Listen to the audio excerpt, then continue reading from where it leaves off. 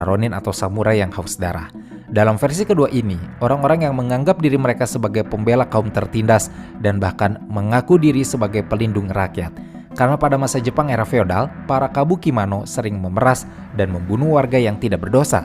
Maka untuk bisa memberantas para kabukimano, orang-orang pembela ini pun menggabungkan diri mereka dan membentuklah Yakuza. Asal-usul Yakuza yang ketiga dan keempat tidak kalah saling bertentangannya, sebab asal-usul Yakuza yang ketiga menyebut Yakuza berasal dari Bakuto, atau para penjudi yang mengadakan pesta perjudian di bar-bar bawah tanah pada pertengahan tahun 1700-an.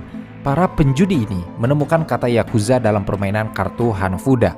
Secara harfiah, istilah Yakuza berarti angka 893. Ya angka 8, ku angka 9, dan za angka 3. Jadi Yakuza. Permainan kartu Hanafuda ini secara teknis hampir mirip dengan permainan blackjack. Dalam Hanafuda, pemain akan mendapat poin jika angka kartu di tangannya berjumlah 19 atau 21. Jika mendapatkan kartu 8, 9, dan 3, otomatis itu akan berjumlah 20, yaitu angka yang paling rendah dan tidak memiliki nilai dalam permainan Hanafuda ini. Kelompok Bakuto mulai menggunakan kata ini untuk menggambarkan sesuatu yang tidak berguna.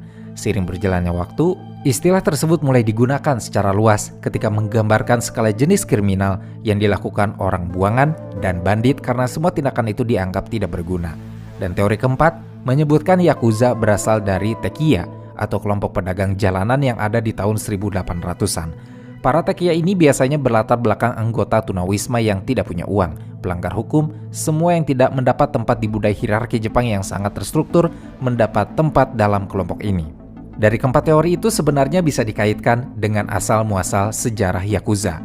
Meski berbeda semua anggota baik itu Kabukimano, Machiyako, Bakuto atau Tekiya, kesemuanya memiliki latar belakang yang sama, yaitu miskin, pelaku kriminal, dan enggan untuk bersosialisasi dengan masyarakat. Bagi keempat kelompok dari empat teori asal-muasal ini, kelompok mereka atau Yakuza akan menjadi keluarga, tempat mendapat pertolongan dan mendapatkan perhatian untuk merasakan aman.